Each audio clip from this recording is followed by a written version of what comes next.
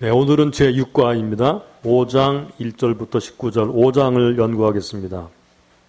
자, 우리가 했던 것처럼 핵심 단어를 찾아 표시해 보겠습니다. 핵심 단어를 제가 몇 가지 제시해 드리겠습니다.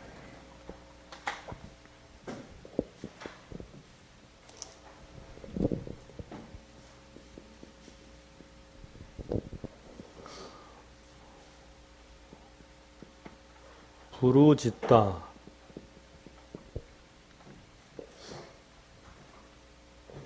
우리말 성경에는 원망하다도 들어있죠. 같이. 그리고 두 번째는 양식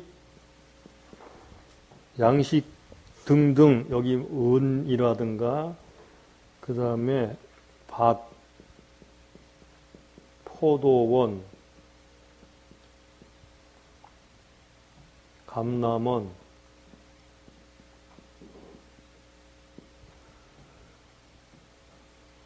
포도주, 기름, 또 땅, 곡식, 이게 다 같은 것들을 말하는 거거든요. 또 돈,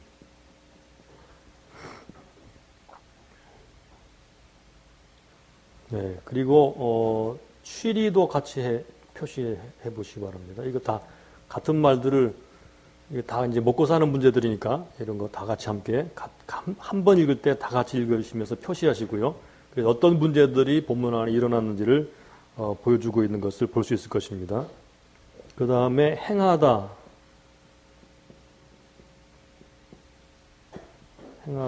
그리고 하나만 더 한다면 하나님을 경외하다.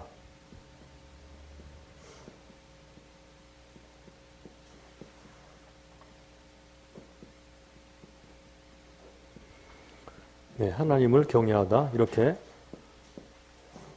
한 번, 두 번, 세 번, 네 번, 네 번 읽으시면서 한번 표시해 보시면 되겠어요. 시간을 드리겠습니다. 우리가 이미 알고 있는 것처럼 5장에 나오는 문제는 먹고 사는 문제죠. 먹고 사는 문제가 어떤 사람들에게는 굉장히 어려워졌고, 그래서 자기 가지고 있는 밭과 포도원, 집과 같은 것도 전당 잡히고, 또 자기 자녀까지도 종으로 팔리게 되죠. 그래도 이제 다시 되사올 힘이 없고 먹고 살기 힘들기 때문에 원망이 늘어나고 이제 크게 부르짖어서 못 살겠다, 더 이상 못 해먹겠다, 이제 이런 일들이 벌어지게 되었어요. 그래서 그런 말들이 굉장히 많이 나오죠. 한번 잠깐 살펴보겠습니다. 2절에도 우리 자녀가 많은 곡식을 얻어 먹고 살아야겠다 하고 이제 크게 부르짖게 되죠. 3절도 우리의 밭과 포도원과 집이라도 전당 잡히고 이 흉년을 위하여, 흉년까지 들었어요. 곡식을 얻자 하고. 4절 혹은 말하기를 우리는 밭과 포도원으로 돈을 빚내어, 밭과 포도원을 맡기고 돈을 빚내어서 먹고 사는 게 아니고 세금을 바쳤어요. 5절 우리 육체도 우리 형제 육체와 같고 우리 자녀도 저희 자녀와 같거늘 이제 우리 자녀를 종으로 판다. 자녀를 종으로 팔았죠. 우리 딸 중에 벌써 종된 자가 있으나 우리의 밭과 포도원이 이미 남의 것이 되었으니 속량할 힘이 없도다. 여기 보니까 밭과 포도원, 집, 이게 다 남의 것이 되고요. 곡식 먹을 것도 없어서 자녀를 종으로 팔고 세금을 빚내어 바치고, 이런 일 때문에 굉장히 먹고 살기가 어렵게 된 사람들이 많이 있었어요. 그래서 부르짖었다는 말이 1절과 6절에 나오죠. 그리고 이렇게 빚을 낼 때 이제 취리, 즉 이자를 받는 사람들이 있었어요. 형제라는 사람들이 주로 이제 유다 사람들인 것 같아요. 7절 중심에 계획하고 귀인과 민장을 꾸짖어 이르기를 너희가 각기 형제에게 취리를 하는도다. 취리한다 그랬죠. 그래서 10절 보세요. 나와 내 형제와 종자들도 역시 돈과 곡식을 백성에게 취하여 주나니, 이거는 그냥 준다는 말이죠. 우리가 그 이식 받기를 그치자, 이자를 받지 말자는 것입니다. 그러더니라도 그 밭과 포도원과 감람원과 집이며 취한 바 돈이나 곡식이나 새 포도주나 기름의 백분지를 돌려보내라 하였더니, 자, 백분지를 돌려보내라 그랬거든요. 밭과 포도원과 감나무가 집이며 밭과 포도원과 감나무가 집을 돌려주고 또 취한 바 돈이나 곡식이나 세포들이나 기름에 백분지를 돌려보내라. 백분지이 뭘까요, 그럼요? 딱 보니까 요거 이자예요, 이자. 백분지이면 우리가 보통 1부, 2부 할 때 몇 부예요? 1부 이자죠, 1부 이자. 예, 1부 이자면 비싼 건가? 비싼 건가? 요즘에 그 집 월세가 1부죠? 그래서 1부면은 싼 건 아니죠. 예, 1,000만 원에 10만 원 내야 되죠. 100만 원에 10,000원 내야 되고. 근데 이렇게 했던 것들 이자까지 다 돌려보내라 그렇게 말하는 거예요. 그러면서 이제 그렇게 행하겠다고 하는 것을 제사장들을 불러서 맹세시키고 또 13절에 보니까 느헤미야가 이제 저주를 하면서 자기 옷을 떨치면서 만약에 이 맹세를 지키지 아니하는 사람은 이렇게 떨쳐서 빌어먹을지로다 이렇게 저주하게 되죠. 그래서 이렇게 하기로 이제 맹세를 했습니다. 그리고 14절 이후는 느헤미야가 자기는 어떻게 했다라는 말을 하고 있어요. 청독의 녹을 먹지 아니했다 그랬죠. 아닥사스다 왕 20년부터 32년까지 12년 동안은 나와 내 형제가 청독의 녹을 먹지 아니하였다. 청독의 녹을 받지 않았다는 거예요. 이전 청독들은 15절에 양식과 포도주와 은 40세겔을 취하였다 그랬죠. 그런데 자기는 하나님을 경외함으로 이같이 행하지 아니했다.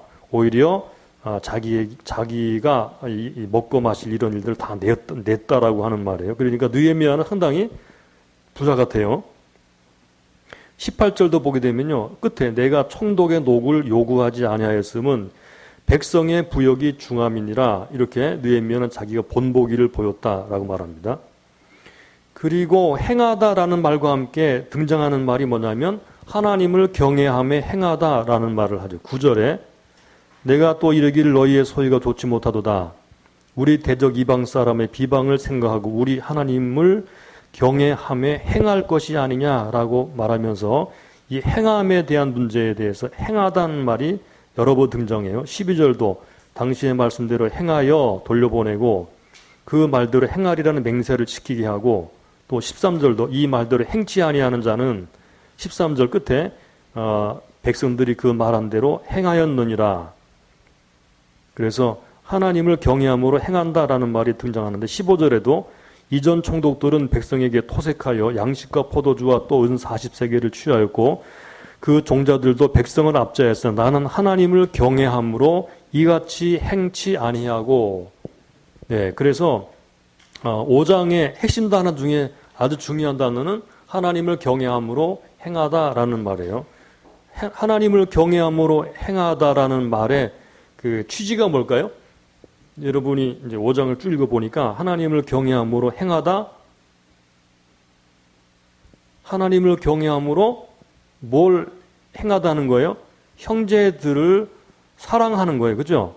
하나님을 경외함으로 이같이 행치 아니했다라는 말은 양식과 포도주와 은 같은 것들을 취해서 자기 욕심을 챙기느라고 백성들을 돌보지 않는 그러한 일을 행치 아니했다라는 말이죠. 그러므로 하나님을 경외함으로 행하다라는 말은 돈과 곡식이나 이자 받는 것이나 이런 것들을 하지 않고 오히려 형제들을 돌보아 줌으로써 사랑함으로 행하는 것이다 라는 것을 알 수 있어요. 그래서 5장은요 여기 형제를 사랑한다라는 말은 나오지 않았지만 단어는 나오지 않았어도 실제로 그 흉년이 든다든가 가난한 형제들에 대해서 어떻게 사랑함으로 행함으로 하나의 공동체가 하나가 되게 할까라는 것에 중요한 초점이 있다는 것을 우리가 발견할 수가 있습니다. 예, 그래서 우리가 그런 핵심 단어를 통해서 몇 개 찾아보았어요. 자, 그러면 여기 그 5장에 나오는 사건들을 잠깐 다시 한번 정리해 볼까요? 첫째는 어떤 일이 벌어졌어요? 흉년이 생겼죠, 그죠? 그래서 흉년이 되어가지고 먹고 살기 힘들기 때문에 어떻게 했어요? 자기의 재산들을 전당 잡히고 또 세금을 낼 때도 빚을 내어 세금을 내는 일이 벌어졌어요. 그러다 보니까 먹고 살기에 힘드니까 자기 자녀까지도 종으로 팔았어요. 먹고 살기 힘드니까 이런 일이 벌어졌어요. 이것이 1절부터 5절까지 나오는 5장에 나오는 중요한 그 사건들이 여기 수록되어 있어요. 거기에서 반대로 형제들의 땅이나 재산들을 잡히고 세금을 받고 그 다음에 이자를 받고 또 자녀들을 종으로 사서 치부했던 형제들이 있거든요. 이런 사람들에 대한 이야기도 본문에 나와요. 그러므로 이 5장의 관점이 뭘까요? 좀 전에 말씀드린 것처럼 하나님을 경외함으로 형제 사이에 어떻게 해야 될까 하는 문제를 다루고 있어요. 하나님을 경외한다고 하면 어떻게 형제 사이에서 행해야 되는가? 한마디로 말하면 형제 사랑으로 행해야 된다라는 문제를 지금 다루고 있습니다. 자, 그러면 구조적인 문제를 한번 살펴보겠습니다. 5장이 가지고 있는 큰 이야기의 틀이 어떻게 진행되는가? 좀 전에 말씀드린 것처럼 1절부터 5절까지는 어떤 내용으로 되어 있어요? 예, 이거는 부르짖음이 있죠. 이거는 형제들이 어떤 형제들은 잘못 행함으로 말미암아 생기는 부르짖음이에요. 6절부터 쭉 읽어보게 되면 13절까지 내용이 나와요. 13절까지는 무슨 내용이에요? 부르짖음에 대해서 이거는 해결이 나오죠. 해결책. 이건 잘못 행하는 것을 바로잡는 거예요. 바로잡음.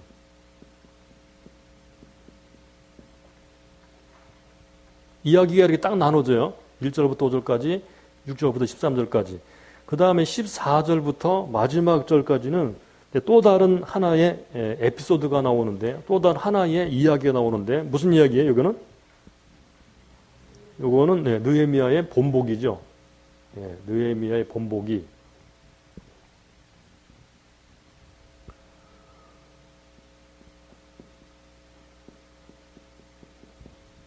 이렇게 세 가지 단락으로 세 가지 내용으로 본문의 구조가 생겼어요. 요거는 나중에 이제 이런 이야기체들은 나중에 단락 나누고 제목 붙일 때도 거의 똑같습니다. 뭐 나중에 확인해 보시면 좋겠어요. 자, 그러면 이제 다른 것들은 이제 뭐 거의 다 우리가 알고 있는 바이기 때문에 다 생략하고 다 넘어가고 대조만 하나 더 찾아보고 그 다음으로 단락 나누기로 넘어가 볼까요? 5장을 다시 한번 확인하면서 같이 한번 대조를 찾아보겠습니다. 자, 5장에서 크게 두 종류의 사람이 나와요. 어떤 사람들이죠?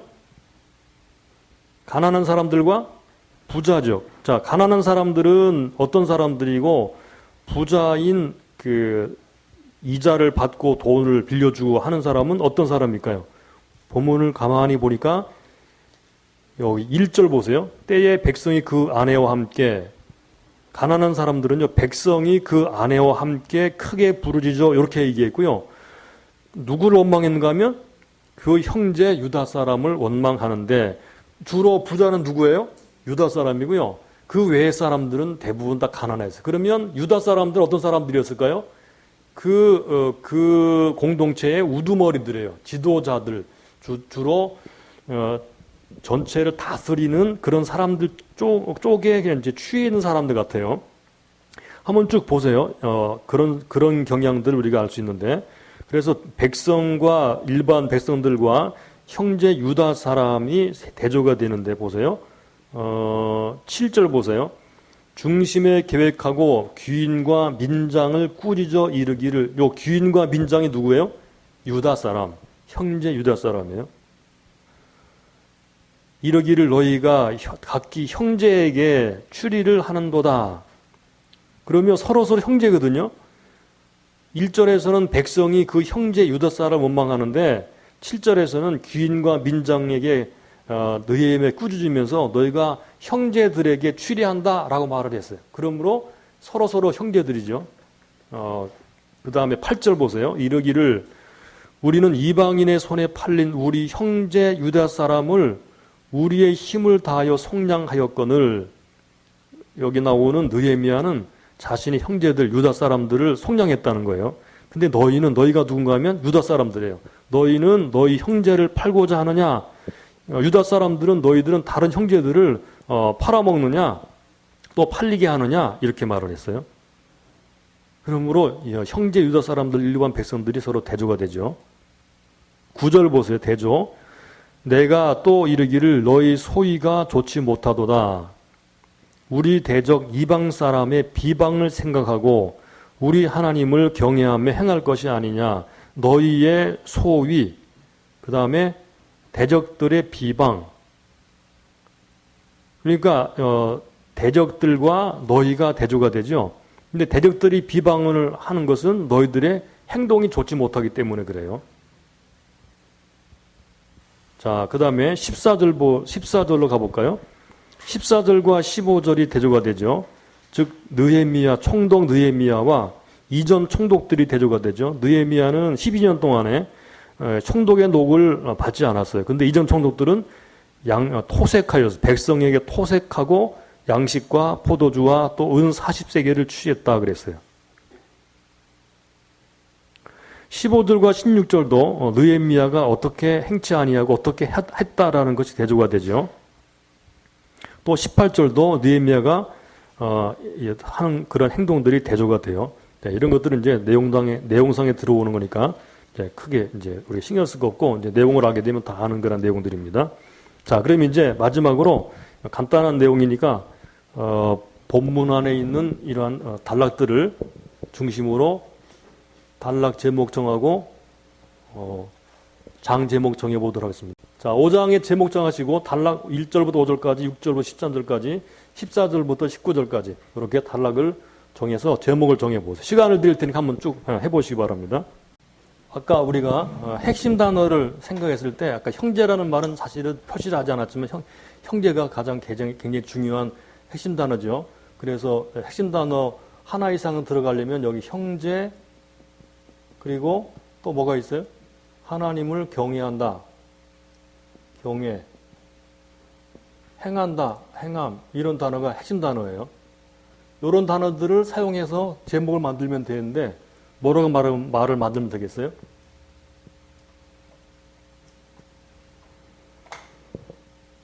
네, 이렇게 하나님을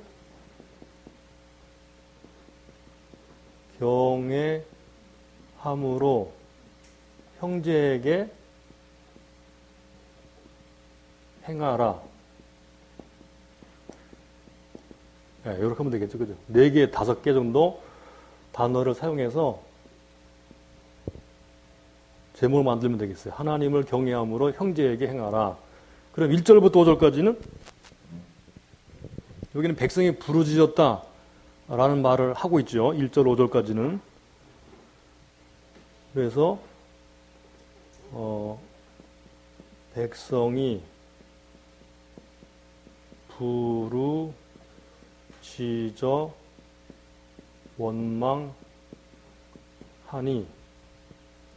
부르짖어 원망하니까 하나님을 경외함으로 형제에게 행하라. 6절부터 13절까지는 그들이 잘못한 것을 지적하고 바로잡죠. 그래서 어떻게 하면 될까요? 너희 행위가 좋지 못하니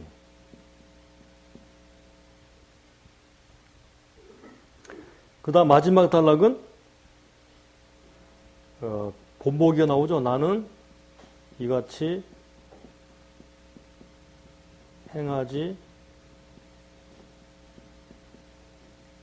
않았으니 이렇게 니를 붙인 것은 여기와 맞추기 위해서 그래요. 백성이 부르짖어 원망하니 하나님을 경외함으로 형제에게 행하라. 너희 행위가 좋지 못하니 하나님을 경외함으로 형제에게 행하라. 나는 이같이 행하지 않았으니 하나님을 경외함으로 형제에게 행하라. 이 말이 되죠, 그죠? 그래서 3개 단락으로 나누어서 이렇게 만들 수가 있습니다. 네. 아마 여러분들도 비슷하게 했으려고 생각이 돼요. 자, 그러면 그 다음 문제들을 통해서 본문을 해석하면서 적용을 해보겠습니다. 8번으로 가보겠습니다. 자, 우리가 지난주에 4장을 연구했는데 4장과 5장을 비교를 해보면 대조가 되죠. 4장은 대외적인 문제죠. 대외적인 문제. 5장은 대내적인 문제.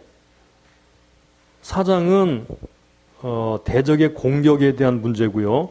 5장은 형제들 간의 갈등이에요. 메시지적인 그런 측면에서 보게 되면 4장은 영적 전투를 우리가 배울 수 있고 5장에서는 형제 사랑을 배울 수가 있어요. 느헤미야는요, 4장에서는 비웃는 대적들을 저주하고 있지만 5장에서는 하나님 앞에서 한 맹세를 지키지 않는 자들에 대해서 저주를 선언하죠. 예, 이와 같이 4장이나 5장에 저주가 공통적으로 등장을 하고 있습니다. 그럼 좀 더 자세하게 보게 되면 자, 9번으로 가보겠습니다. 1절부터 5절까지는 문제죠. 문제가 일어났습니다. 내적인 문제가 일어났습니다.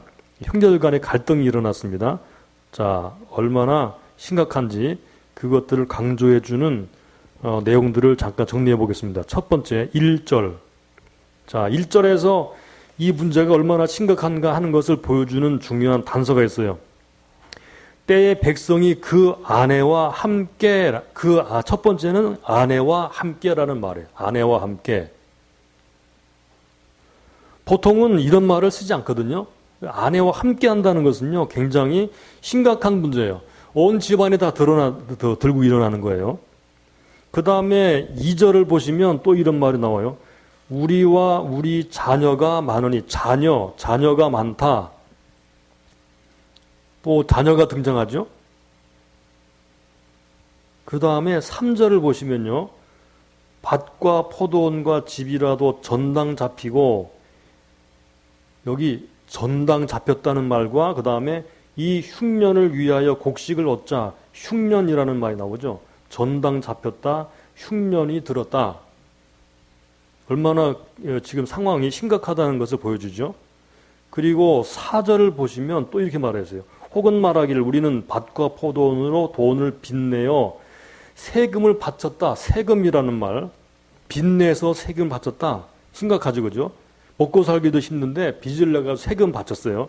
이럴 때는 세금을 감면해 줘야 되는데 그런 일이 없었다는 것입니다. 그 다음에 5절에 보시면 또 심각한 일이 벌어지죠. 우리 딸 중에 벌써 종된 자가 있으니 딸이 나오죠. 딸. 딸을 종으로 팔았어요. 그래서 1, 2, 3, 4, 5절까지 각 절에서 이 문제가 얼마나 심각한지, 얼마나 사람들의 고통스러운 것이었는지를 보여주는 중요한 말들이 등장하는 것을 볼 수 있습니다.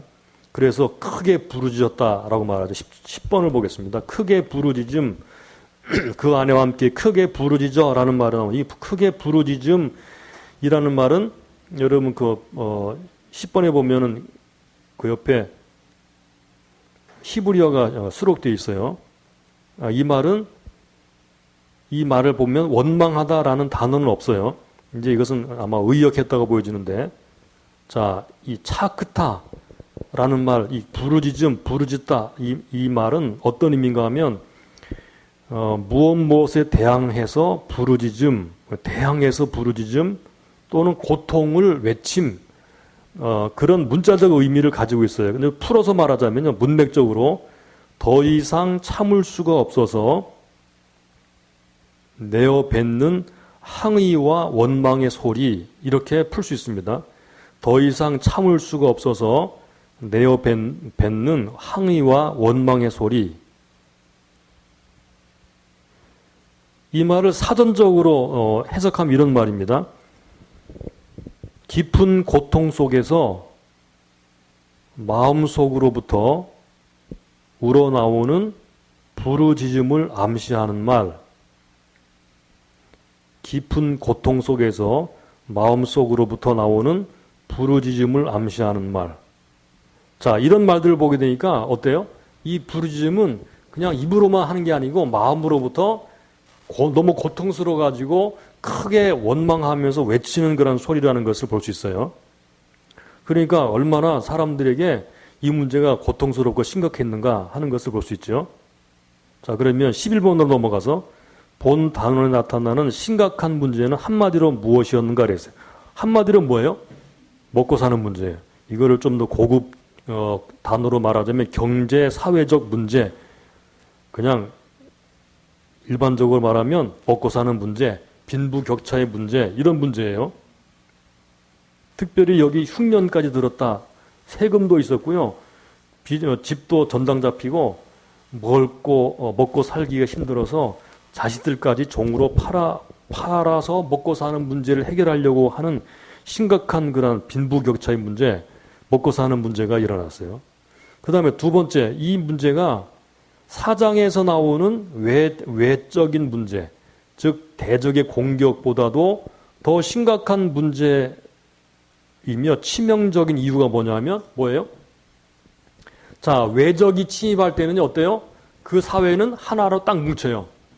근데 내적인 갈등은 이렇게 일체감이나 연합을 해쳐서 결국은 그 사회가 무너지게 만들죠. 세계적으로 대부분의 나라들은요 내적인 문제로 다 망했어요. 로마도 그랬고요. 외부의 문제보다는 내적인 문제가 더 훨씬 심각해요. 끊임없이 그래서 통치자들은 이런 내적인 문제가 일어나면 어떻게 했어요? 그 관심을 외적으로 돌리기 위해 전쟁을 일으킨다든가 이렇게 외적으로 이렇게 관심을 돌렸어요. 내적인 문제가 더 심각하기 때문에 그렇죠. 그 다음에 세 번째로 우리에게 주는 교훈이 뭔가 그랬거든요. 이것은 오늘날 교회에 적용을 해보자면 교회 내의 갈등이 영적인 전쟁, 그 밖에서 우리에게 들어오는 핍박이라든가 어려운 문제보다 교회의 연합과 통일성을 해치는 심각한 것이다라는 사실을 알 수 있어요. 교회 내의 갈등, 사람과 사람 사이의 갈등, 이게 참 어렵죠, 그죠? 이것이 쉬운 게 아닙니다. 교회 내에서 이런 문제가 일어나게 되면 굉장히 어렵죠. 그리고 사탄이 또 같이 틈타기 때문에 사람들의 마음을 자꾸만 이제 찢어놓게 되고 하나가 깨뜨려지게 되어서 결국은 공동체가 와해되고요, 나눠지게 되고 형제 사랑이 시행되지 않는 그런 문제들이 일어나게 돼요. 그래서 이런 문제 때문에 많은 교회들이 어려움을 겪고 나눠지게 되고 지금도 그런 교회들이 참 많죠, 그죠? 네, 대표적인 교회 지금 우리가 잘 아는 교회도 있고, 네, 이런 문제가 1절부터 5절까지의 우리에게 알려주는 중요한 교훈을 주는 문제입니다.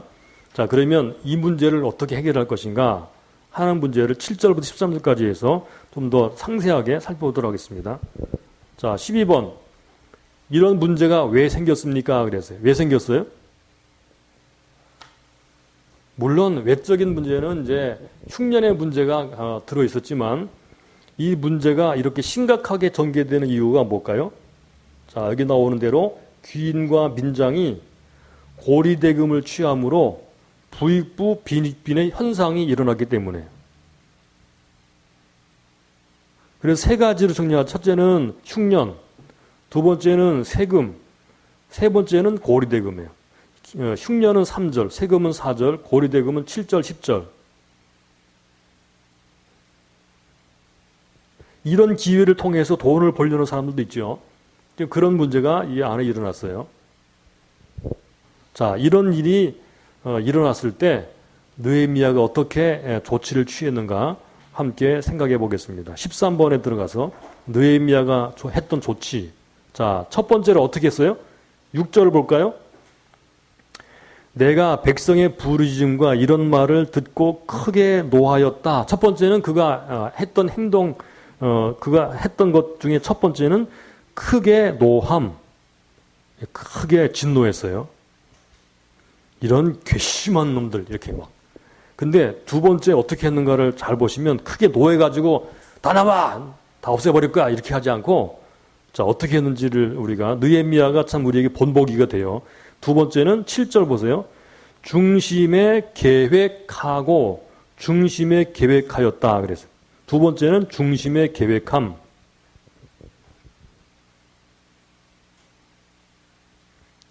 이 문제를요, 감정적으로 다루지를 않았다는 사실이에요. 감정적으로 다루지 않았다. 이게 참 쉬운 일이 아닌데 느헤미야는 이것을 참 잘하고 있어요. 감정적으로 다루지 않고요. 화가 크게 났지만 중심에 어떻게 하면 이것을 해결할까 하고 생각하고 나서 그 다음 세 번째 어떻게 했어요?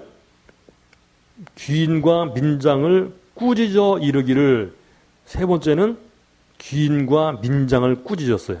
귀인과 민장을 불러가지고 이 사람들이 바로 그 백성들을 이렇게 다스리는 중간 간부들이죠. 이 사람들을 불러서 꾸짖고 꾸짖었다 그랬죠. 그 다음에 네 번째는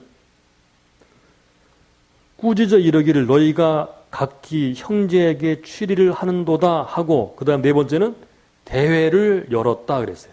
대회를 열어서 저희를 쳤다. 다 모여서 큰 집회, 여기 대회는 큰 집회를 말해요. 큰 집회를 열어서 저희를 쳤다 그랬어요. 즉 다시 말하면 발언하였다, 공적으로 대응했다라는 말이죠. 대회를 열었다는 말은 그런 말입니다. 자, 이 네 가지만 보더라도 느헤미야가 얼마나 신중했으며 얼마나 굉장히 일사불란하면서도 계획적이었는가를 볼 수 있죠. 느헤미야는 항상 그런 사람이었어요. 항상 무슨 일을 하기 전에 생각부터 했어요. 그죠? 우리 1장을 보면 어때요? 1장에도 그런 말을 듣고 나서 기도하면서 오랜 시간들을 보냈죠. 자, 2장에도 그 왕이 그렇게 딱 말을 하니까 중심에 하나님께 마음으로 기도했죠. 그죠? 그리고 나서 말을 했죠. 그 다음에 돌아와서도 3일 동안 아무 말 안 하고 그 밤중에 돌아본 뒤에 그 다음에 말을 했죠. 여기 나오는 이 순간에도 느헤미야는 화가 났어요. 그런데도 불구하고 마음속 계획을 하고 나서 그 다음에 중간 간부를 꾸짖고 그 다음에 전체를 다 모이게 해가지고 이제 대회를 열고 쳐서 얘기를 했죠. 참 느헤미야는 이런 면에서 굉장히 주도면밀한 사람이고 지혜로운 사람이고 계획한 것을 실천할 수 있는 그런 능력을 갖춘 그런 사람이었어요. 자, 그러면 이렇게 대회를 열어가지고 어떻게 했는가를 잘 볼까요? 대회를 열었어요. 첫째, 자, 대회를 열어서 8절 보세요. 우리는 우리 형제 유다 사람을 힘을 다하여 구속했다. 즉 이방인의 손에 팔렸던 우리 형제 유다 사람, 즉 다시 말하면 느헤미야 자신은 이방인에게 팔렸던 형제 유다 사람을 돈을 주고 속량해 왔다는 거예요. 근데 두 번째로 너희는 형제를 팔되 우리의 손에 팔리게 하느냐 이렇게 말을 했어요. 느헤미야 항상 본보기가 있어요. 그죠? 자신의 본보기를 드러내고 형제를 이렇게 책망하는 거예요. 여러분, 교회는요 어떤 거예요? 본보기예요. 본보기. 교회 안에서 사역하는 목회자는 물론 다른 사람들에게 본을 보임으로 따라오게 하는 사람이에요. 그죠?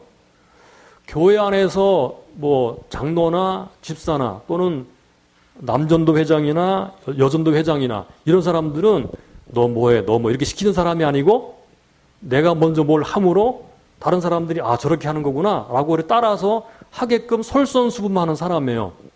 그래서요 교회 안에서 가만히 앉아가지고 말만 하는 사람들로서는 교회가 움직이질 않아요. 항상 자기가 먼저 어려운 것을 하고 그 다음에 다른 사람들이 나를 보고 아 나도 해야 되겠구나. 저 사람이 저렇게 하니까 앞선 저 사람이 앞에 선 그런 장로님이 앞에 있는 목사님이 앞에 있는 회장님이 앞에서 이렇게 하니까 나도 이렇게 따라서 해야 되겠다라고 해가지고 하나가 돼가지고 나가는 것이지. 느헤미야는 바로 그런 것을 보였어요. 나는 형제 유다 사람을 힘을 다하여 되사왔다. 돈 주고 되사왔다. 그런데 너희는 형제를 우리 손에 팔리게 하느냐? 형제끼리 서로 팔고 사느냐? 이렇게 말을 하는 거예요. 세 번째, 너희 소위가 좋지 못하다. 여기 소위는 행위라는 말이죠. 너희 행위가 선하지 못하다.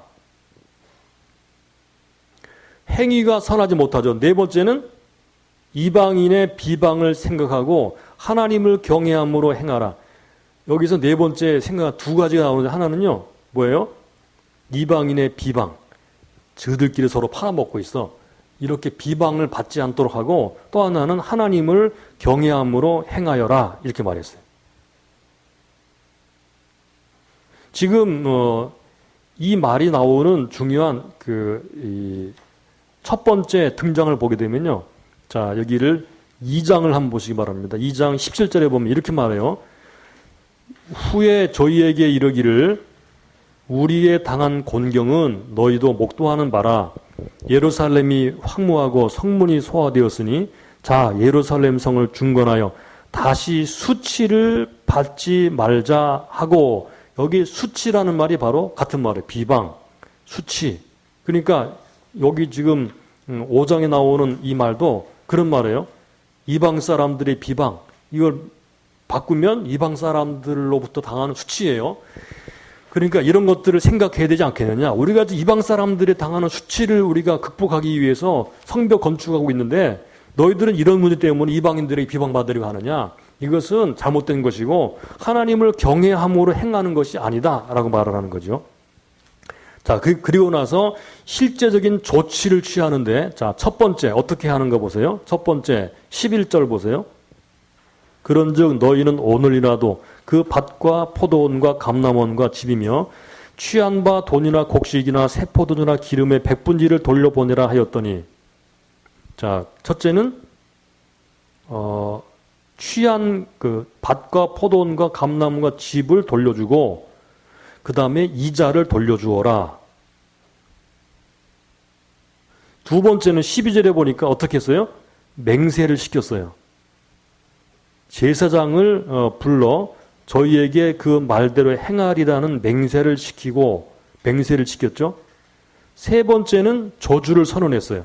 13절에 보니까 내가 옷자락을 떨치며 이르기를 이 말대로 행치 아니하는 자는 하나님이 또한 이와 같이 그 집과 산업에 떨치실지니 저는 곧 이렇게 떨쳐져 빌지로다. 즉 빌어먹을지로다 그 말이죠. 그리고는 자신의 본보기를 얘기를 했어요. 이게 실제적으로 조치를 취한 거예요. 자, 11절에서 밭과 포도원, 감람원, 집을 돌려보내고, 이건 부동산이죠? 부동산이에요. 돈이나 곡식이나 새 포도주나 기름의 이자, 즉 100분의 1을 돌려주어라 라고 하는 것은 동산이에요. 그러니까 이게 부동산과 동산의 모든 문제가요, 지금 여기 다 걸려 있어요. 그래서 부동산은 그냥 다 돌려주고 받았던 돈과 같이 동산은 역시 돌려주어라. 100분의 1은 일부이자입니다. 어떤 사람들은 2부이자 받는 사람도 있죠. 그죠? 2부이자는 엄청 비싼 거예요. 우리가 집을 월세 낼 때 1,000만 원에 10만 원 내잖아요. 이것도 굉장히 비싼 거죠. 요즘에는 은행 이자가 떨어져가지고 월세를 많이 돌잖아요. 그러니까 1부이자만 해도 비싼, 교회 안에서 어떤 사람이 현금 빌려주고 만약에 2부이자 받는다면 이것은 고리대금업 하는 거예요. 1부이자도 상당히 비싼 거예요. 예. 자, 느헤미야가 이렇게 하는 것들을 다시 한번 잘 정리를 해보면서 우리가 느헤미야로부터 배울 것이 있는지 한번 생각해 보도록 하겠습니다. 지금까지 말한 것들을 한번 정리해 보겠습니다.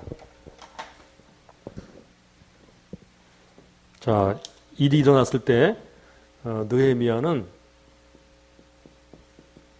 첫째 어떻게 했는가?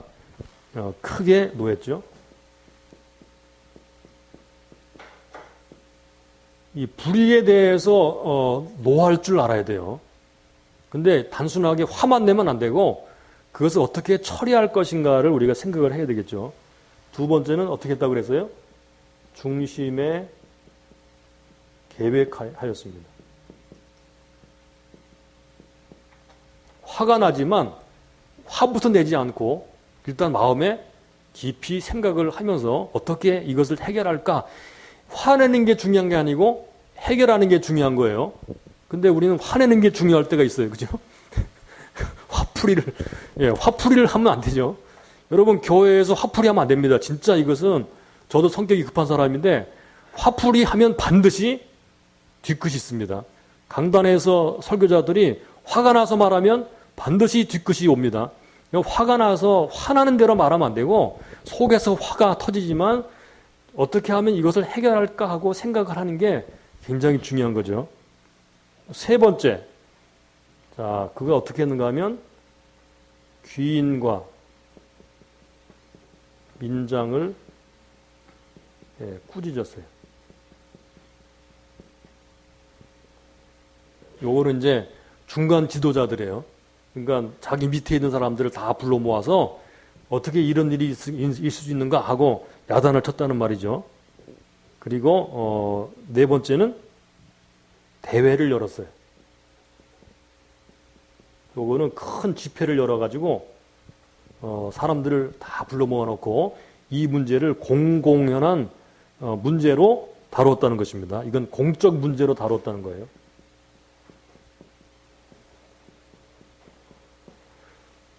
만약에 이 사람들만 꾸짖고 말았으면 어떻게 됐을까요?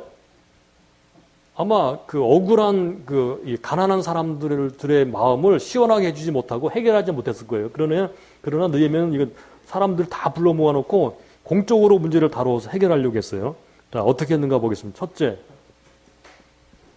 어떻게 했을까요? 아까 우리가 봤던 거 정리해 보면 그들이 하는 것이 선하지 못함을 증명했어요. 못함을 드러내고.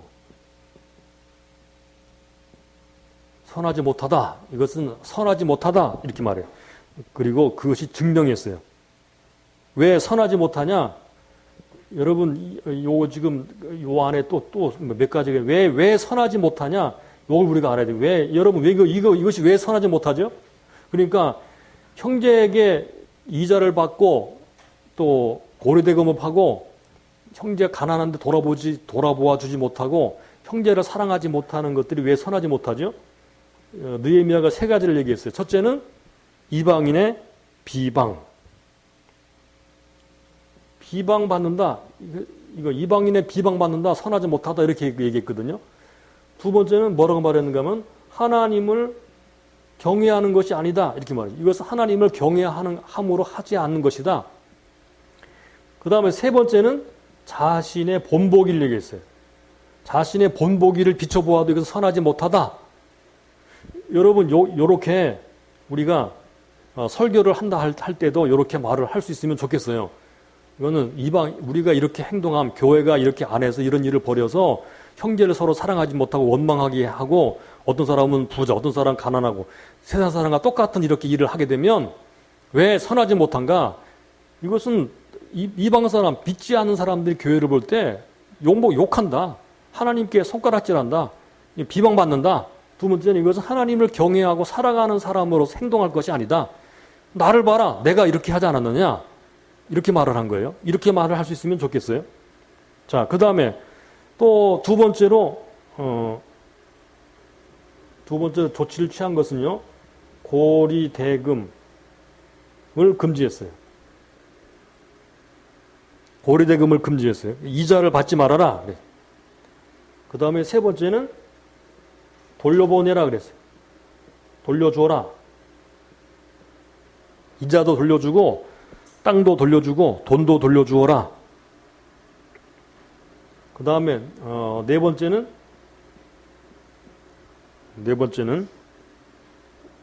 맹세를 시켰어요. 그렇게 하지 않기로 하나님을 경외하기로 그리고 저주함으로써 보증했어요. 만약에 이 맹세를 지키지 않는 사람은 이렇게 내 옷자락이 떨리는 것처럼 그 집안, 살림, 재산 다 떨어져가지고 다 빌어먹고 살아라. 이게 무서운 저주죠. 만약에 교회 앞에서 목사가 가운을 막 흔들면서 만약에 이렇게 형제를 사랑하지 않고 이자 받고 가난한 사람 돌아보지 않는 사람은 지금 우리가 맹세한 것처럼 이렇게 다 옷이 떨려서 막 이렇게 먼지가 떨어지고 다 떨어지는 것처럼 다 빌어먹고 살아라. 이렇게 하면 사람들이 무섭게 죽죠. 예, 큰일 나겠어, 그러면. 다 빌어먹으면 어떡해요? 그리고, 다섯 번째는 실제로 실행했어요. 다 그렇게 돌려보내고, 다 그렇게 이제 했죠. 자, 이게 느헤미야가 한 조치예요. 우리가 어떤 문제를 해결할 때, 여기 지금 먹고 사는 문제인데, 주로 교회 안에서도 뭐 누가 높으냐, 누가 낮으냐 이런 문제, 가난한 사람 돌보지 않는다는 문제, 뭐 교회 안에서도 다 먹고 사는 문제들, 사람 살아가는 일상적인 생활에서 뭐 또 교회 공동체 안에 일어나는 그런 일들이 다 일어나잖아요. 그런 일들이 일어날 때 느헤미야가 어떻게 조치를 취했는가를 한번 참고하면서 우리가 지혜롭게 그렇게 말씀대로 하면 도움이 되리라고 생각해요. 자, 그 다음에 우리가 생각해야 될 중요한 부분은 느헤미야가 지적한 죄가 어떤 것인가 하는 거예요. 13번을 다시 보시면 느헤미야가 그들에게 지적한 죄가 뭐냐. 자, 우리가 조치를 보았는데요. 이제 구체적으로 어떤 것을 죄라고 말을 했는가 하는 것입니다. 첫째, 별리를 받는 것. 별리를 받는 것. 이자 받는 거죠. 자, 이게 왜 죄인가? 여러분, 이자 받는 거, 죄라고 할 수 없어요. 그죠? 우리가 내 돈 가지고 다른 사람이 이자 줘가지고 받는 거. 근데 고리대금은 사실은 죄예요. 또 은행에 이자 맡겨가지고 이자 받는 거 죄 아니죠. 근데 우리가 여기서 말하는 이자를 누구에게 받는가 하는 문제. 누구에게 받았어요? 형제에게 받았다는 말. 형제. 자, 이 문제에 대해서 성경이 어떻게 말하는가를 한번 살펴볼 필요가 있어요. 성경을 한번 찾아서 보겠습니다. 출애굽기 22장 25절.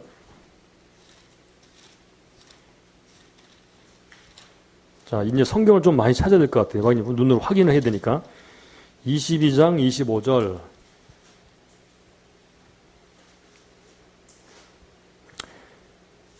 제가 읽어보겠습니다. 내가 만일 너와 함께한 내 백성 중에서 가난한 자에게, 내 백성 중에서 그랬죠. 이걸 잘 보세요. 내 백성 중에서 가난한 자에게 돈을 꾸어주면 너는 그에게 채권자 같이 하지 말며 이자를 받지 말 것이며 네가 만일 이웃의 옷을 전당 잡거든 해가 지기 전에 그에게 돌려보내라. 그것이 유일한 옷이라.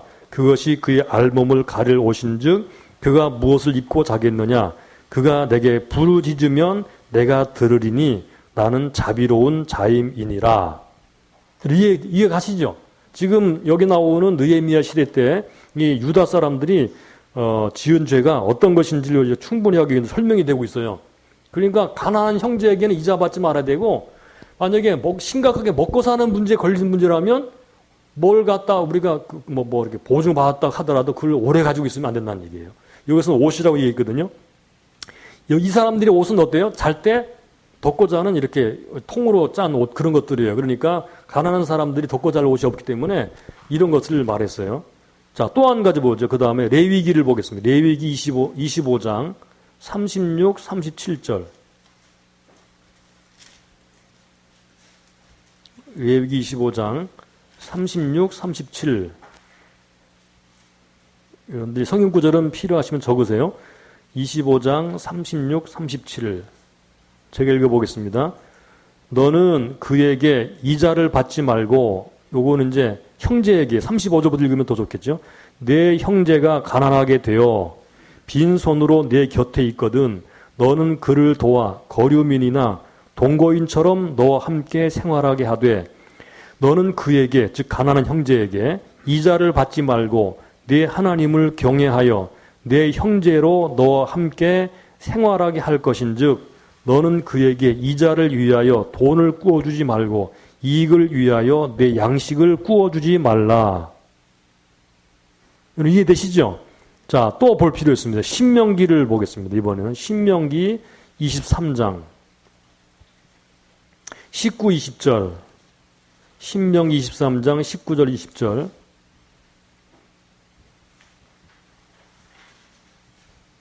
내가 형제에게 꾸어주거든 이자를 받지 말지니 곧 돈의 이자, 식물의 이자, 음식물의 이자, 이자를 낼 만한 모든 것의 이자를 받지 말 것인지라.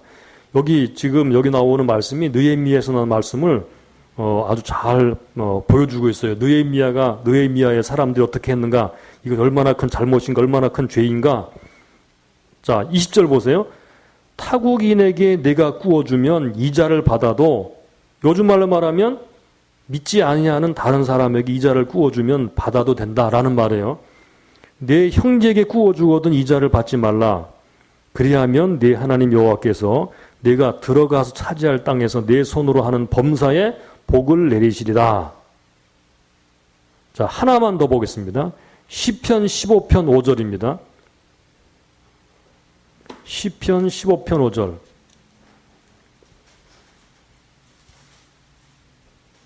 지금 이것은 여호와의 장막에 머무를 자 누구냐? 하나님의 성산에 사는 자가 누구냐라는 질문에 대한 답이에요. 그 중에서 5절을 보면 이렇게 말씀했어요. 이자를 받으려고 돈을 꾸어주지 아니하며 이자를 받으려고 돈을 꾸어주지 아니하는 사람이 주의 장막에 머무를 자이고 주의 성산에 사는 자다. 이것이 바로 성도들이고 이것이 바로 하나님의 임재를 경험하는 사람들이다 라고 말씀을 하는 거예요. 그래서 첫 번째 이자를 받는 것, 이게 그 모세 오경과 실제로 실천했던 시편에서 이걸 분명하게 드러내고 있어요.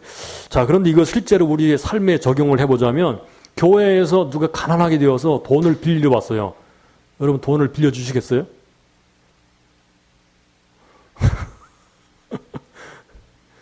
이자를 주겠다고 그래요. 보니까 원금도 못 갚게 생겼어요. 이자는커녕 어떻게 해야 될까요? 참 답변에 곤란하죠, 그죠? 네.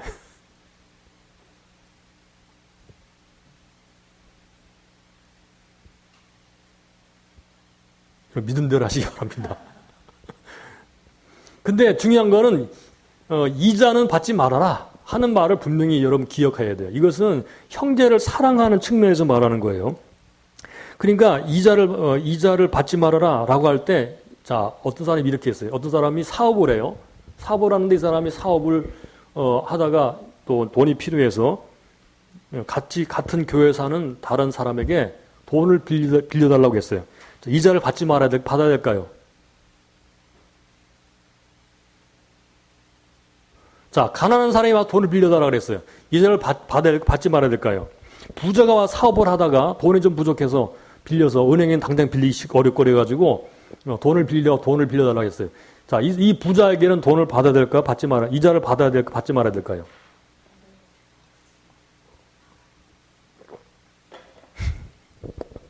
여기 나오는 사람 대상들이 형제 대부분 전부 다 뭐예요? 가난한 사람들. 부자는 그가 돈이 없어서 빌리는 게 아니에요. 돈을 더 벌려고 빌리는 거거든요. 그러니까 부자가 빌려달라고 그러면 당연히 빌려줄 때는 이자를 받는 것이 죄는 아니에요. 이자 받는 게 죄인가? 이자 받는 것 자체가 죄는 아니에요. 문제는 형제를 사랑하지 않음으로 행하는 것을 성경이 금하는 거예요. 우리가 단순하게 문자적으로 이자 몇 프로 받아야 되느냐, 몇 프로 안 받아야 되느냐, 요거를 따지려고 하는 것이 지금 아니에요. 성경의 정신, 하나님의 정신은 형제를 사랑함으로 행하느냐, 사랑하지 않고 자기 이익만을 하기 위해서 형제를 돌아보지 않고 행하느냐 하는 것에 방점이 있다는 사실을 기억해야 돼요. 그러니까 문자적으로 지키는 것보다는 뭘 더 중요하게 얘기해야 되는가 하면 정신, 형제 사랑이라고 하는 정신, 이것이 더 중요하다는 것입니다. 그러니까 상황에 따라서요, 이자를 받을 수도 있고 안 받을 수도 있는 거예요. 근데 어떤 때는 무조건 이자 받아가지고 이익 챙기려고 하는 그런 사람들은 안 되는 거예요. 차라리 그럴 때는 그냥 줘야 돼요. 저 사람이 내가 1,000만 원을 빌려달라 그러는데 내가 나한테 1,000만 원은 너무나 큰 돈이고 빌려주면 못 받을 거 뻔한 것 같고 이자 주겠다고 그러는 이자는커녕 본전도 못 받을 것 같으니까 나는 그렇게 부담스러운 것은 도저히 못하겠다. 내 그릇으로 안 되겠다. 그러면 차라리 돈 100만 원 그냥 쓰세요. 뭐 그렇게 준다든가. 이렇게 하는 건 그럼 이자를 안 받는 것도 되고 형제를 살아가는 것도 되잖아요. 그리고 내가 내 수준에서 할 수 있는 것만큼만 하는 거니까. 여러분들이 이와 같은 성경의 정신을 우리가 이해를 해야 될 거예요. 성경의 정신을 이해하지 않는 상태에서 단순하게 문자적으로만 적용하는 것은 문제가 있다고 생각이 됩니다. 느헤미야가 지적한 죄 두 번째는 8절에 나오는 형제를 파는 행위, 형제를 노예로 종으로 파는 것을 말하는데요. 자, 한번 성경 구절 하나만 찾아볼까요? 레위기서 25장 39절. 레위기 25장 39절.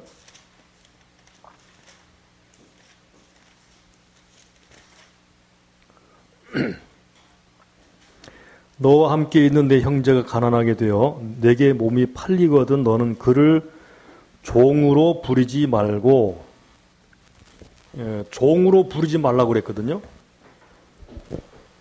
그러니까 형제는 가난해가지고 몸이 팔릴 수가 있는데 종처럼 부르지는 말아라. 40절 품꾼이나 동거인과 같이 함께 있게 하여 희년까지 너를 섬기게 하라. 품꾼이나 동거인처럼 이방인의 노예처럼 그렇게 부리는 게 아니고요. 동거인처럼 그렇게 하는 거예요. 이것도 형제 사랑에 관한 말씀이죠. 세 번째 지적한 죄는 9절에 하나님과 하나님 백성이 회방받게 하는 행위. 하나님과 하나님의 백성을 회방하도록 만드는 행위예요.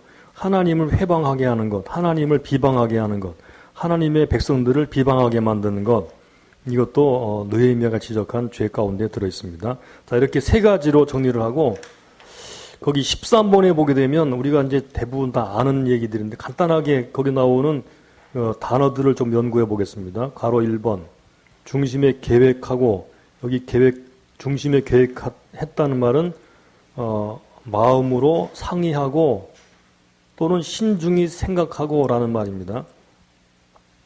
그가 마음의 분노를 이렇게 다스렸습니다. 두 번째 취리라는 말, 돈놀이를 말하는 것입니다. 돈놀이. 그래서 이 단어가 나온 그 어근에는 이자나 고리를 받고 빌려주다라는 동사에서 왔어요. 그 다음에 괄호 세 번째 속량하다, 우리가 잘 아는 단어죠.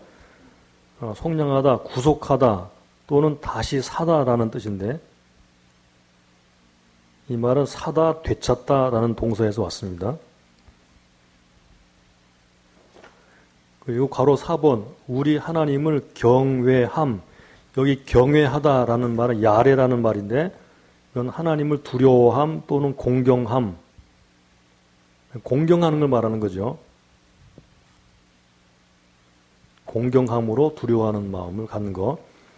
백분의 1을 돌려보내려 할 때 백분의 1은 이자라는 말을 했습니다. 그리고 여섯 번째 옷자락을 떨치다, 이 말은 이 옷자락을 떨치다라는 말은 이제 그 저주하는 것의 상징인데 그 밑에 마태복음 10장 14, 15절과 사도행전 18장 6절에도 등장해요.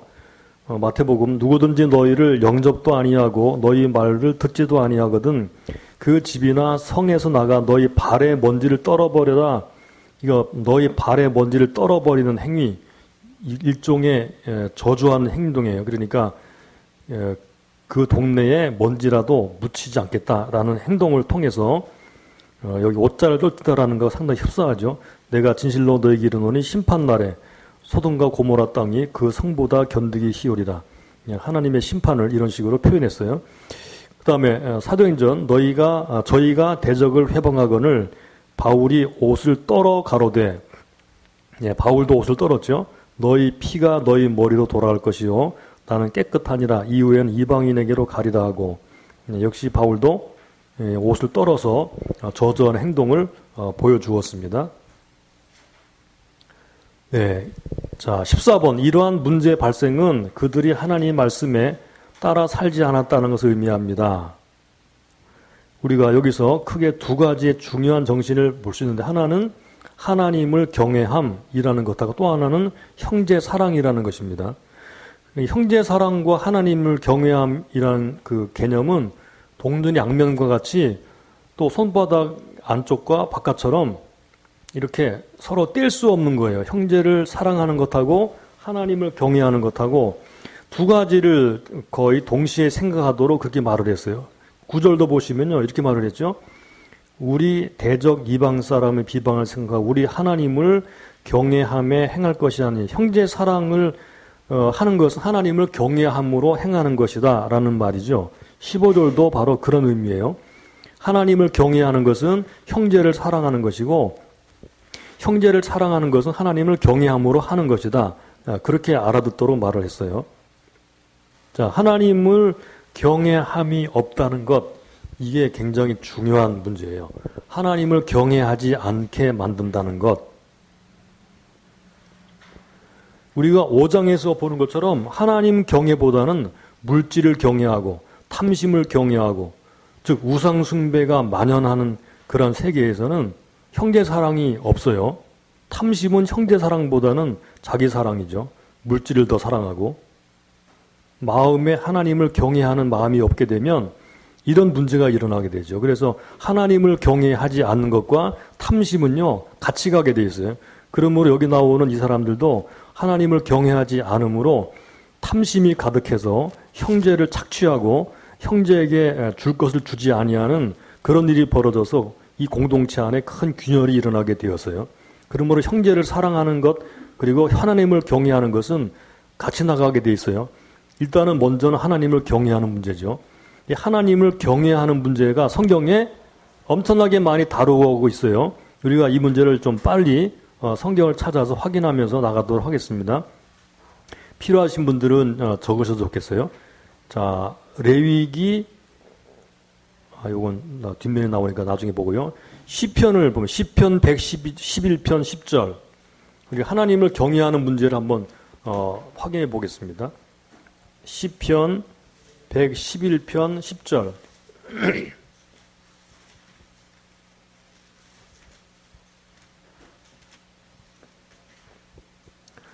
(111편 10절) 여호와를 경외함이 지혜의 근본이라 그의 계명을 지키는 자는 다 훌륭한 지각을 가진 자이니 여호와를 찬양함이 영원히 계속되리로다.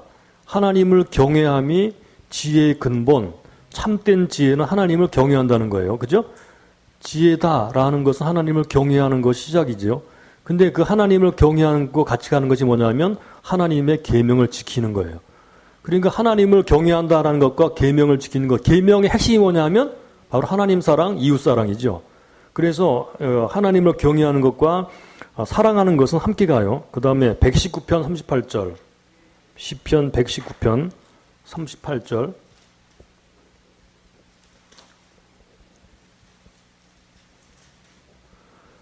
주를 경외하게 하는 주의 말씀을 주의 종에게 세우소서. 하나님의 말씀은 하나님을 경외하게 만드는 거죠.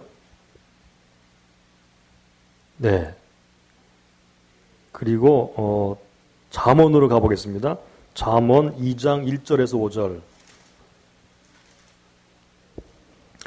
내 아들아 내가 만일 나의 말을 받으며 나의 계명을 내게 간직하며 내 귀를 지혜에 기울이며 내 마음을 명철에 두며 지식을 불러 구하며 명철을 얻으려고 소리를 높이며 은을 구하는 것 같이 그것을 구하며 감추어진 보배를 찾는 것 같이 그것을 찾으면 여호와 경외하기를 깨달으며 하나님을 알게 되리니.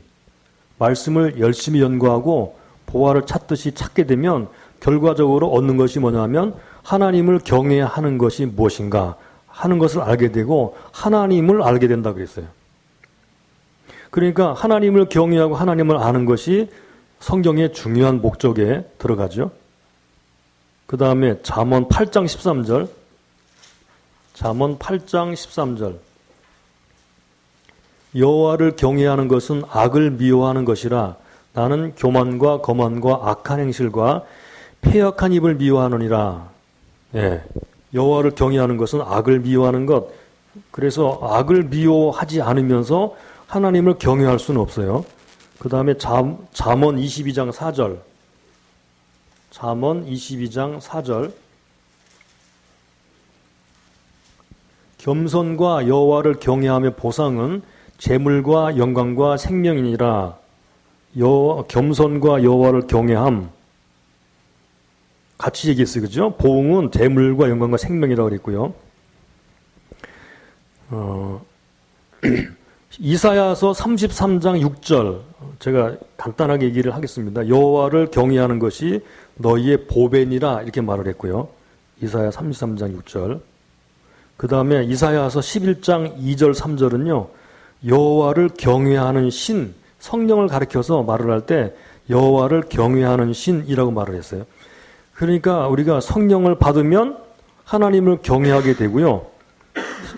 하나님을 경외하지 않는 것은 성령이 아니죠. 자, 그러면 이제 신약으로 넘어와서 사도행전 9장 31절을 볼까요? 사도행전 9장 31절.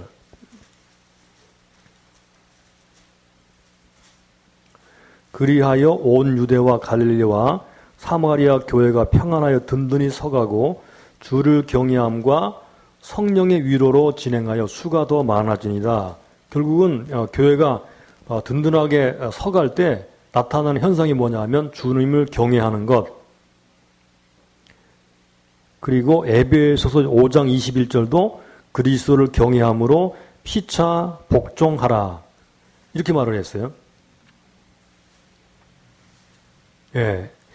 자, 이 경외함이라고 하는 것은요, 존경과 사랑과 두려움이 함께 가는 거예요. 그러니까 하나님을 경외하는 것이 얼마나 중요한 것인가.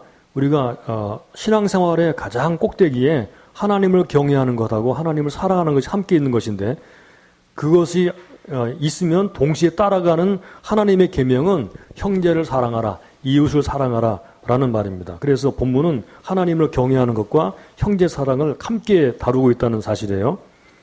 그래서 이와 같이 하나님을 경외하는 자들이 형제를 어떻게 사랑해야 되는가. 자, 14번에 나오는 그 밑에 구절들 한번 찾아보겠습니다. 출애굽기 22장 25절 27절 함께 읽어보겠습니다. 시작. 내가 만일 너와 함께한 나의 백성 중 가난한 자에게 돈을 꾸이거든 너는 그에게 체주같이 하지 말며 별일을 받지 말 것이며 내가 만일 이웃의 옷을 전당 잡거든 해가 지기 전에 그에게 돌려보내라. 그 몸을 가릴 것이 이뿐이라. 이는 그 살이 오신즉 그가 무엇을 입고 자겠느냐. 그가 내게 부르짖으면 내가 들으리니 나는 자비한 자임이니라. 하나님은 자비하신 하나님. 우리가 그분을 경외한다고 하면 그분의 자비를 나타내야 되겠죠. 그 다음에 레위기 25장 아까 읽었던 것들 중에서 우리가 다시 한번 확인해 보겠습니다. 여기 하나님을 경외하라 라는 말이 등장하는데 두 번이나 레위기 25장 36절 보세요. 너는 그에게 이식을 취하지 말고 내 하나님을 경외하여 내 형제로 너와 함께 생활하게 할 것인즉 너는 그에게 이식을 위하여 돈을 꾸이지 말고 이익을 위하여 식물을 꾸이지 말라. 나는 너희 하나님이 되려고 또는 가나안 땅으로 너희에게 주려고 애굽 땅에서 너희를 인도하여 낸 너희 하나님 여호와니라.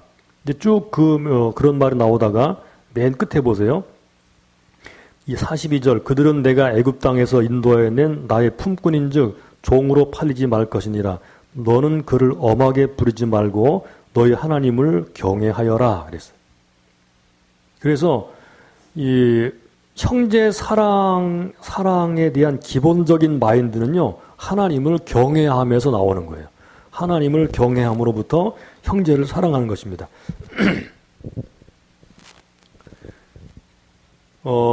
형제들은 전부 다 누구의 종인가 하면 하나님의 종이에요. 자, 거기 레위기 25장 54절을 보세요. 그와 같이 속하지 못하면 희년이 이르러 그와 그 자녀가 자유하리니 이스라엘 자손은 나의 품꾼이 됨이라. 그들은 내가 애굽 땅에서 인도하여 낸 나의 품꾼이요 나는 너희 하나님 여호와니라. 그래서 형제는 누구인가? 같은 교회 공동체 안에 있는 형제는 누구인가 하면 하나님의 종이다. 이스라엘 백성들은 다 형제인데 이 형제들은 전부 다 하나님의 종이다. 사람의 종이 아니다. 그 말이에요. 그러니까 사람의 종처럼 부리지 말고 다 똑같이 하나님의 종으로 살아라. 그 말입니다. 또 레위기 19장 17, 18절 다 같이 시작. 너는 내 형제를 마음으로 미워하지 말며 이웃을 인하여 죄를 당치 않도록 그를 반드시 책선하라. 원수를 갚지 말며 동포를 원망하지 말며 이웃 사랑하기를 내 몸과 같이 하라. 나는 여호와니라. 네, 역시 형제 사랑에 대해서 말씀하고 있죠.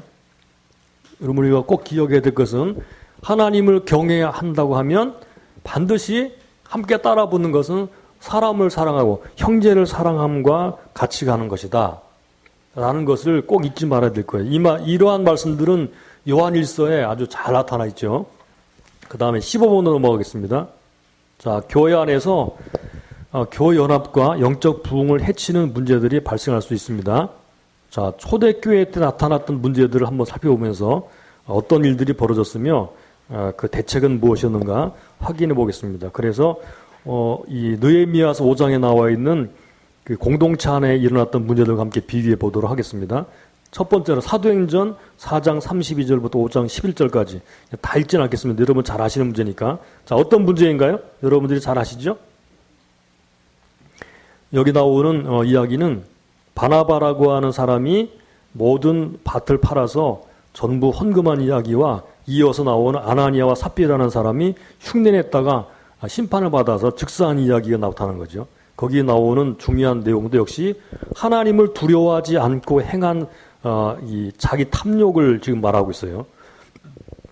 자, 그 말씀에 대해서 한번 확인해 보면요. 5장 3절부터 한번 보겠습니다. 베드로가 가로되 아나니아야 어찌하여 사단이 내 마음에 가득하여 네가 성령을 속이고 땅값 얼마를 감추었느냐. 땅이 그대로 있을 때에는 내 땅이 아니며 판 후에도 내 임의로 할 수가 없더냐. 어찌하여 이 일을 내 마음에 두었느냐. 사람에게 거짓말한 것이 아니요 하나님께로다. 또 9절에도 너희가 어찌 함께 꾀하여 주의 영을 시험하려느냐 이렇게 말씀했어요.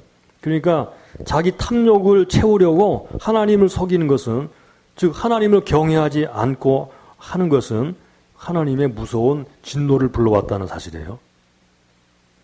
그래서 이 형제 사랑과 함께 하는 거죠. 여기서 말하는 헌금은 즉 이것은 구제를 하기 위해서 내는 거거든요. 바나바도 그랬고요. 여기 나온 아나니아와 삽비라 그랬어요. 근데 하나님을 경외하지 않고 흉내만 냈던 이 사람들이 하나님의 진노와 심판을 받게 되었다는 사실을 보여주고 있어요. 그러니까 형제 사랑, 헌금하는 것, 이거 다 공동체를 유지하기 위한 것이잖아요. 이것을 하나님을 경외함으로 해야 된다는 걸 말하는 것입니다. 그러니까 단순하게 그냥 돈을 내는 게 아니고 하나님을 경외함으로써 형제를 사랑하는 것입니다. 두 번째, 사도행전 6장 1절부터 6절까지. 역시 이 이야기도 이제 구제에 빠졌던 히브리파 사람을 원망하는 헬라파 유대인들의 이야기인데요. 이런 일이 벌어지자 어떻게 대처했는가 하면, 자, 2절을 보세요. 12사도가 모든 제자를 불러 이르되 우리가 하나님의 말씀을 제쳐놓고 공개를 일삼는 것이 마땅치 아니하니 형제들아 너희 가운데서 성령과 지혜가 충만하여 칭찬 듣는 사람 7을 택하라 그랬죠. 그래서 7사람을 택하죠. 여기서 우리가 알 수 있는 것은 여기도 역시 구제인데요. 이제 사도행전 4장 이하에 나왔던 것은 여기서는 이제 직접적으로 헌금이고 여기서는 구제고 다 같은 쪽이죠. 이제 형제를 구제하는 것, 과부들을 구제하는 문제인데 이 문제에 있어서 원망이 일어났죠. 그죠? 그때 사도들이 취했던 조치는 자기들은 말씀과 기도에 전무하고 성령과 지혜가 충만한 사람, 믿음과 성령이 충만한 사람 7사람 뽑았어요. 이거 뭘 말하죠? 성령과 지혜가 충만하고 믿음과 성령이 충만하였다. 성령이 충만하였다. 지혜가 충만하였다. 믿음이 충만하였다. 이거 하나님을 경외하는 것과 전혀 관계없는 것이 아니죠. 그래서 이런 사람들 뽑아서 일을 시켰다는 사실입니다. 그 다음에 야고보 2장 1절로 13절. 교회 안에 있는 가난한 사람들에 대해서 말하는 것인데 외모로 취하지 말아라 그랬죠. 편애의 문제죠. 편애를 문제 얘기할 때 이렇게 말했어요. 8절 보세요. 너희가 만일 경에 기록한 대로 내 이웃 사랑하기를 내 몸과 같이 하라 하신 최고한 법을 지키면 잘하는 것이거니와. 자, 13절. 긍휼을 행하지 아니하는 자에게는 긍휼 없는 심판이 있으리라. 긍휼은 심판을 이기고 자랑하느니라.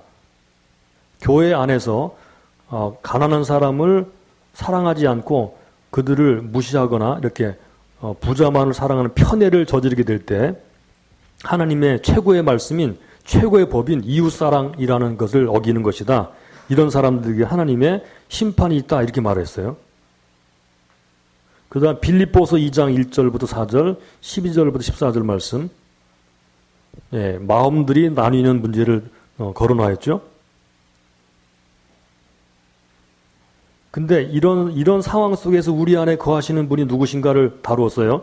12절 보세요. 그러므로 나의 사랑하는 자들아 너희가 나 있을 뿐 아니라 더욱 지금 나 없을 때에도 항상 복종하여. 자, 누구한테 복종하는 걸까요? 하나님께 복종하는 거죠. 이건 바울에게 복종한다는 말이 아닙니다. 예수 그리스도께 복종하는 것, 말씀에 복종하는 것입니다. 두렵고 떨림으로 너희 구원을 이루라. 너희 안에서 행하시는 이는 하나님이시니 자기의 기쁘신 뜻을 위하여 너희로 소원을 두고 행하게 하시나니 모든 일에 원망과 시비가 없이 하라. 자, 이 말씀의 중심은요, 우리 안에 거하시는 분, 행하시는 분, 우리를 통해서 그분의 기쁘신 뜻을 이루고 계신 분은 하나님이시다. 하나님을 경외함으로 하는 것이 얼마나 마땅한가 하는 것을 우리에게 보여주고 있습니다. 또 빌립보 4장 2절부터 5절까지도 내가 유오디를 권하고 순두개를 권하노니 주 안에서 같은 마음 품으라. 여기도 주 안에서라고 얘기했죠. 주 안에서.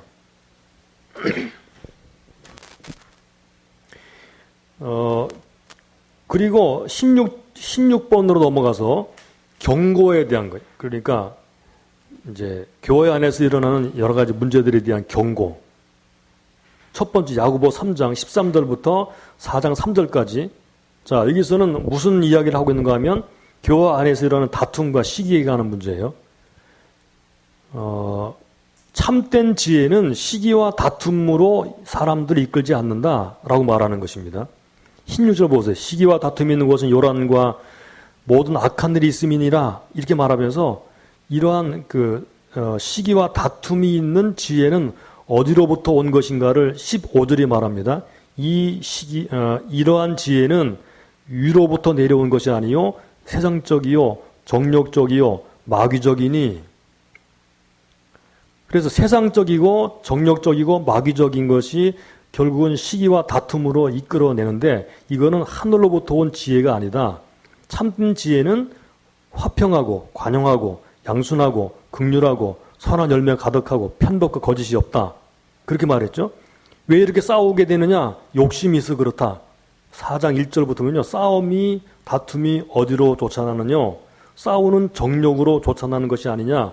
너희가 욕심을 내어도 얻지 못하고. 그래서 우리 안에 시기와 다툼과 싸움 이것은 바로 세상적, 정욕적, 마귀적이다. 싸우는 정욕이 일어나는 것이다. 결국은 하나님 중심이 아니고 자기 중심이죠. 세상 중심이죠. 이렇게 될 때 서로 싸우게 된다는 말입니다. 야고보서 5장 1절 이하도 부한 자들에게 주는 경고죠. 부한 자들은 결국은 하나님을 경외하는 것이 아니고 물질을 경외하는 것입니다. 그러다 보니까 형제를 사랑하도록 물질을 내놓지 않아요. 결국은 이런 사람들은 하나님의 무서운 진노를 당하게 된다. 이렇게 심판을 경고하죠. 갈라디아서 5장 13절부터 15절 말씀. 다 같이 시작. 형제들아 너희가 자유를 위하여 부르심을 입었으나 그러나 그 자유로 육체의 기회를 삼지 말고 오직 사랑으로 서로 종로로 타라. 온 율법은 내 이웃 사랑하기를 내 몸같이 하라 하신 한 말씀이 이루었나니 만일 서로 물거 먹으면 피차 멸망할까 조심하라. 네, 온 율법은 내 이웃 사랑하기 내 몸같이 하라 하신 한 말씀에 이루었다 그렇게 말씀했죠. 그 다음에 네 번째 디모데전서 6장 10절과 17절부터 19절 말씀. 자, 이것은 돈을 사랑함에 대한 말씀에 대한 경고예요. 그리고 소망을 하나님께 두어라. 그리고 나눠주기를 좋아하는 사람이 되어라. 이렇게 말합니다. 요한일서 3장 13절로 19절 말씀. 우리가 잘 아는 말씀이죠. 형제를 사랑하는 것은 하나님을 사랑하는 것이다. 주님께서 우리를 위해서 십자가에서 우리를 위해 목숨을 버리셨기 때문에 우리도 세상 재물을 가지고 형제를 돌보아 주는 것, 이렇게 하지 않으면 하나님의 사랑이 그 속에 있다고 할 수가 없다. 이렇게 말씀했어요. 그러므로 18절 자녀들아 우리가 말과 혀로만 사랑하지 말고 오직 행함과 진실함으로 하자 이렇게 말씀했습니다. 그러므로 형제를 사랑하고 사람들을 사랑하고 이렇게 바깥으로 하나님의 모습을 드러내는 것, 이게 어떤 것이라고 말씀하는지 17번으로 넘어가서 마태복음 5장 16절 다 같이 읽어보겠습니다. 시작.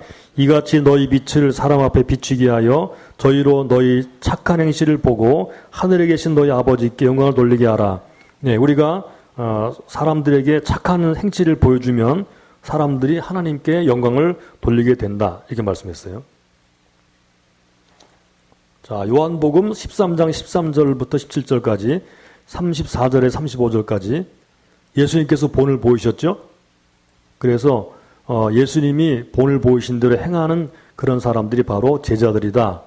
특별히 34절부터 보시면 새 계명을 너에게 주노니 서로 사랑하라. 내가 너희를 사랑한 것 같이 너희도 서로 사랑하라. 너희가 서로 사랑하면 이로써 모든 사람이 너희가 내 제자인 줄 알리라. 앞에서 보았던 마태복음 말씀과 함께 우리의 모습을 통해서 뭐가 드러나는가 하면 예수님이 드러나죠. 하나님이 드러나죠. 아, 저 사람들은 누구의 제자야? 예수님의 제자야. 저 사람들은 예수를 믿는 사람들이야. 저 사람들은 하나님의 백성들이야. 이렇게 말함으로써 하나님이 드러난다고 말씀하고 있어요. 그러니까 우리가 형제를 사랑하고 또 이웃 사랑하는 것이 하나님을 경외하게 만드는 중요한 계기가 되는 거예요. 그 다음에 베드로전서 2장 9절로부터 12절 12절을 보겠습니다. 너희가 이방인 중에서 행실을 선하게 가져 여기서 이방인 중에서죠.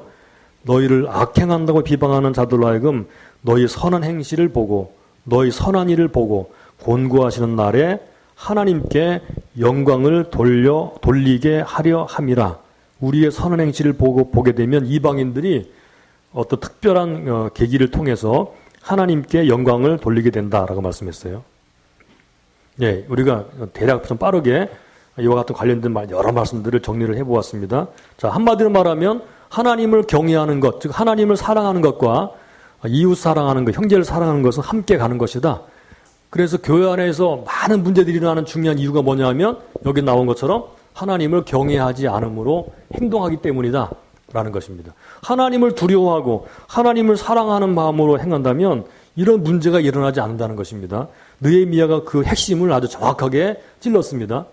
자, 그러면 이제 마지막 단락 5장 14절부터 19절 말씀. 느헤미야의 본보기입니다. 느헤미야의 본된 삶을 6가지 요약하라 그랬죠. 18번에 1번 첫 번째로 14절 정당한 권리를 포기했어요. 정당한 권리를 포기함. 두 번째 15절 권력을 남용하지 않음. 권력을 남용하지 않았어요. 그리고 세 번째 15절부터 16절 부정축제하지 않았습니다. 부정축제하지 않음. 느헤미야가 어떻게 본을 보였는지 우리가 하고 정리하고 있습니다. 네 번째 16절 목표가 불변했음. 즉 목표가 뭐냐 하면 성 건축하는 거죠. 성벽 건축. 그러니까 느헤미야는 자기를 채우는 것이 아니라 성벽 건축하기 위해서 왔다는 사실을 계속 기억하고 그 목표가 변하지 않았다는 말씀입니다. 다섯 번째 17, 18절 희생, 봉사, 사랑. 희생과 봉사와 사랑이 나타나죠. 자기를 희생함으로써 다른 사람을 섬기고 형제를 사랑하는 행동들을 했습니다. 여섯 번째 19절 하나님의 은혜만 소망함. 자, 19절을 보면 이렇게 말을 했어요. 내 하나님이여 내가 이 백성을 위하여 행한 모든 일을 생각하시고 내게 은혜를 베푸시옵소서. 즉 하나님께 은혜 받기만을 바랐어요. 그렇죠? 사람들에게 그가 총독으로서 권리도 포기하고 권력도 남용하지 않고 부정 축제하지 않고 목표를 불변했으며 희생 봉사 사랑함으로써 자기를 드렸는데 그때 하나님 나를 기억해 주십시오. 하나님께서 내게 은혜를 베풀어 주십시오라고 하나님께 은혜를 구했습니다. 자, 19번 넘어와서 이렇게 느헤미야의 삶에서 본받을 것이 많은데 그 본된 삶의 동기와 목적이 무엇이었을까요? 이게 아주 중요한 것입니다. 그렇게 열심히 본을 보이고 행동했을 때 느헤미야의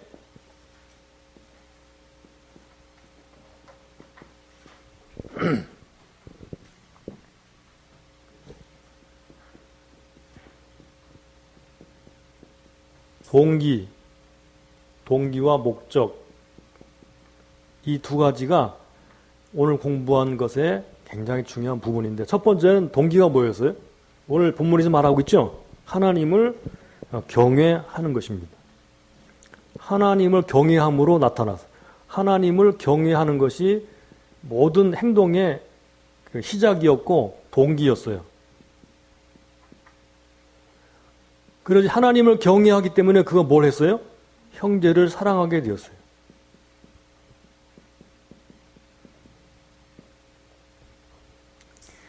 그 다음에 목적이 뭐였어요?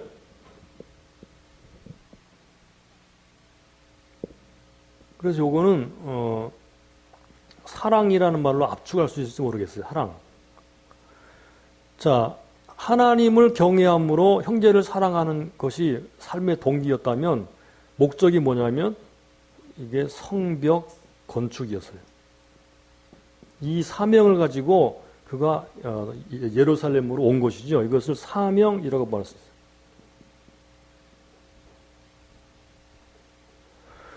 그러므로 우리가 이것을 적용하자고 한다면 하나님을 사랑하는 것 또는 이웃 사랑하는 것 그리고 사명을 이루는 것 이 두 가지가 우리의 살아가는 삶의 동기와 목적이 되어야 된다. 이것은 각자에게 주신 사명이 있죠. 그죠? 이거는 각각 다 다를 거예요.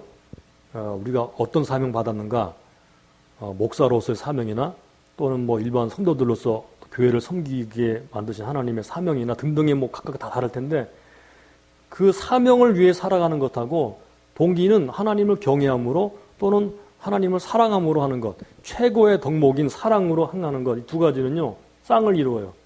느헤미야가 이렇게 했던 것처럼 우리도 이렇게 해야 돼요. 우리는 살아가는 목적이 뭐냐면 사명을 이루도록 하나님께서 나를 위해서 나를 통해서 이루고자 하신 뜻을 내가 이루어 가도록 평생 살아가는 것 이게 중요한 거죠. 그죠? 그래서 주님을 사랑하는 것하고 함께 형제를 사랑하는 것하고 사명을 이루는 것하고는요 우리가 항상 우리 인생을 돌리는 두 개의 바퀴라고 생각할 수 있습니다. 느헤미야가 그렇게 했던 것처럼요.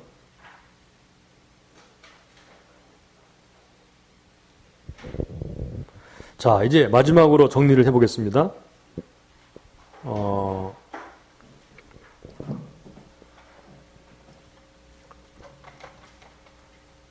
오늘 5장에서 나온 이야기를 그림으로 좀 그려본다면 이게 사람이라면 사람의 가장 깊은 그러니까 모든 행동들을 주장하는 가장 깊은 근원 이 근원에 뭐가 있어야 된다 그랬죠? 하나님 경외 또는 하나님 사랑이라고 할 수 있게 하나님 경외 이것이 삶의 모든 이 동기이며 행동들의 출발점이에요. 그 다음에 이런 경외심을 통해서 나타나는 것이 뭐냐면 형제를 사랑하는 거예요. 형제 사랑. 그리고나 형제를 사랑을 통해서 나타나는 것이 바로 선한 행동. 선한 행동이에요. 선한 행동을 그러니까 여긴 중심인데 이렇게 바깥으로 이렇게 드러나요. 선한 행동을 통해서 내가 어떤 존재인가 내가 하나님의 자녀이며 백성이며 예수 그리스도의 제자다라는 것이 바깥으로 드러나게 되거든요. 자, 그때 어떤 일이 벌어지는가 하면요. 이 공동체 안에서와 이방인, 즉 불신자들 세계에서 어떤 일이 벌어지는가? 공동체 안에서 어떤 일이 벌어지겠어요? 이거는 하나가 되는 일이 벌어져요. 하나됨. 문제들이 해결되죠, 그죠? 갈등이나 이런 것들이 해결돼요. 오늘 우리가 5장에서 보는 그런 모습입니다. 하나 되는 일이 벌어지고요. 또 한 가지는 하나님을 찬송하는 일이 벌어져요. 역시 하나님을 찬양하고 찬송하게 돼요. 이것을 말하는 건 지금 느헤미야 5장에 나오는 말이에요. 하나님을 찬송하게 돼요. 5장 13절을 보세요. 내가 옷자락을 떨치며 이르기를 이 말들을 행치 아니하는 자는 하나님이 또한 이와 같이 그 집과 산업에서 떨치실지니 저는 곧 이렇게 떨쳐져 빌지로다 하며 회중이 다 아멘하고 여호와를 찬송하고 백성들이 그 말한 대로 행하였느니라 그랬어요. 여러분 이런 모습을 보게 되면요 우리가 하나 되고 하나님을 찬송하고 경배하게 된 일이 이제 일어나게 되고요. 그 다음에 이방인들에게서 어떤 일이 벌어지나요? 이방인들, 요건 이제 이방인들이에요. 여기 눈이에요, 눈. 이렇게. 그 눈이 이렇게 우리가 보잖아요, 그죠? 밖으로 나타나는 선한 행동을 보게 돼요. 우리가 앞에서 그런 구절들 보았어요. 마태복음에서 보았고요. 선한 행동을 보게 되면 어떤 일이 벌어지죠? 첫째, 두 가지 일이 벌어지는데, 첫째, 하나님이나 교회를 비방하지 않게 돼요. 비방하지 않게 되고요. 또 한 가지는 어떤 일이 벌어지는가 하면 하나님께 영광을 돌려요.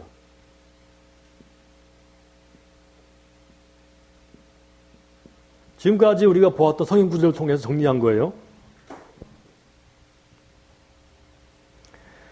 이렇게 되면 하나님께서 우리가 성경을 통해서 하나님께서 이 세상 믿지 않는 불신 세계하고 교회 안에서 일어나는 문제들이 해결되고 이 땅에 하나님의 나라가 임하게 하는, 즉 이게 하나님의 나라가 이렇게 해서 하나님의 나라가 임하고 통치가 임하는